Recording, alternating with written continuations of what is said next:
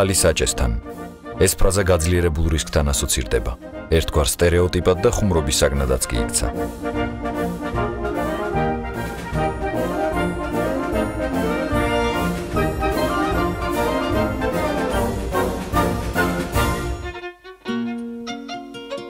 მანქანის მართვის დროს ქალბატონები უვლიან თავს. საუბრობენ ტელეფონზე და არასწორად აპარკინგებენ.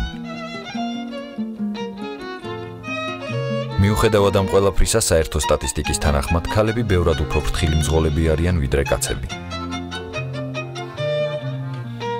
სტატისტიკით თუ ვიმჟელებთ, საქართველო მეორე ქვეყანა ირანის შემდეგ, სადაც ყველაზე ხშირად ირღვევა მოძრაობის წესები. და მამაკაცებს თუ დაუჯერებთ, ეს ქალების დამსახურებაა ან ბრალი. ჩემი აზრით, ქალი ნორმალურად მართავს, როცა დარება იცის. აი რეაქცია აქვს ნაკლები. გამოსდები, ხო? უნდა ბარდებოდეს ქალაქში. აი ამიტომ ჯოქებში გაატარებ და აყავას აძლევენ.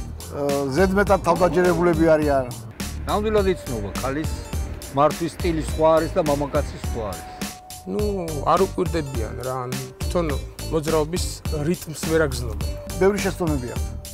არის ძალიან ბევრი დაუფიქრებელი შეცდომები ქალთანაც, მამაკაცთანაც, მაგრამ ქალი უფრო მოულოდნელ დაუფიქრებელ შეცდომას უშვებს ვიდრე მამაკაცი. მართვის მოწმობის აღების დროს სტატისტიკური მონაცემების თანახმად ქალები გამოცდის თეორიულ ნაწილს უფრო ადვილად აბარებენ. რაც შეეხება გამოცდის პრაქტიკულ ნაწილში, ქალებს ყველაზე მეტად უკუსლით პარკირება, პარალელური პარკირება და აღმართში მოძრაობა უჭირთ. ყოფილა შემთხვევები, როდესაც მოძრაობა დაუქროქავი მანქანით დაუწყიათ.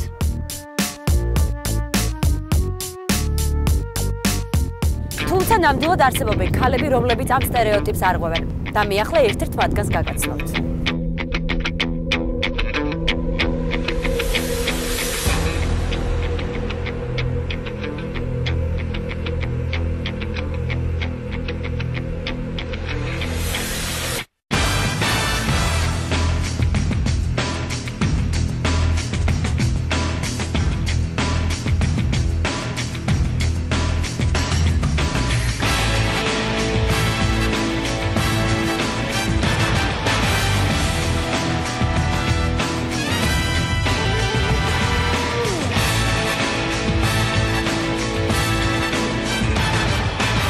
ავტოსპორტში მოვედი დაახლოებით 8 წლის წინ.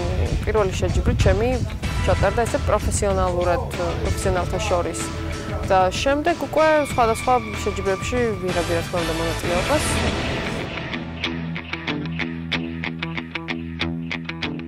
საერთოდ საჭესთან 13 წლიდან უკვე დაუქლებოდი მართვას. სირთულებთან თავისთავად არის დაკავშირებული გამომდინარე იქიდან, რომ როდესაც საჭესთან ჭდები, სიფრთხილე გმართებს, იმიტომ რომ შეიძლება მოგიხდეს ავარია და ასე შემდეგ. ამიტომ საფუძვლიანად უნდა ისწავლო და ამ მხრივ უკვე ყველანაირ სირთულეს გადალახავ. ქალ მძღოლებს ვურჩევდი ერთ რამეს, რასაც მე თვითონ თავის დროზე ვითვალისწინებდი. თუნდაც ის რომ არ ვათქმევინოთ მამაკაცებს, რომ ქალია საჭესთან. პირველი ის რომ სწავლის პროცესში ვიყოთ მეტად ყურადღებით, რეაქცია გავზარდოთ ალბათ უფრო მეტად, ეს გვაქვს მოძნებული, უფრო სხვა რამებზე ვფიქრობ და საჭესთან როდესაც ვჯდებით, ვიზრუნოთ იმაზე, რომ სხვებიც მართავენ საჭესს და შეიძლება ჩვენი ამ მოძრაობით სხვა საფრთხე შეუქმნათ. და ამიტომ მეტი მობილიზება, უფრო მეტი კითხვები დასვან საჭესთან როდესაც ვჯდებიან და ეს კითხვები აღმოუფრას იმ ადამიანმა, ვისაც ესმის და ვფიქრობ, რომ ეს პრობლემა ნაწილობრივ მაინც გადაიჭრება. ძალიან ბევრ ესეთ მანევრს ვაწყდები ქალაქში, რომელიც რა თქმა უნდა გაღიზიანებას იწვევს ჩემში. პირველ რიგში ის რომ წესები ალბათ 80%-მა არ იცის მოძრაობის წესები. კიდევ არის ის რომ არ ვიცი, ალბათ ჩემინება რო იყოს 2008 წლამდე, ვისაც ჰქონდა მართვის მოწმობა, ყველას ჩამომართმევდი და თავიდან ჩაუტარებდი მათ ამ გამოცდებს, რათა აიღოთ თავიდან. იმიტომ რომ ბევრი რაღაცა შეიცვალა და მძღოლის კულტურა როგორც ესეთი სამწუხაროდ საქართველოში პროცენტულად ძალიან დაბალია.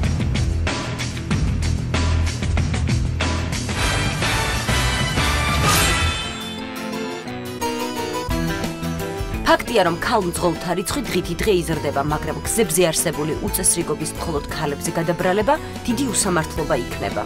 თავარია ორივე სქესის მძღოლმა მოძრაობის წესები დაიცვას და არ დაგავიწყდეთ, რომ ქალისთვის გზის დათმობა რაინდების წესია.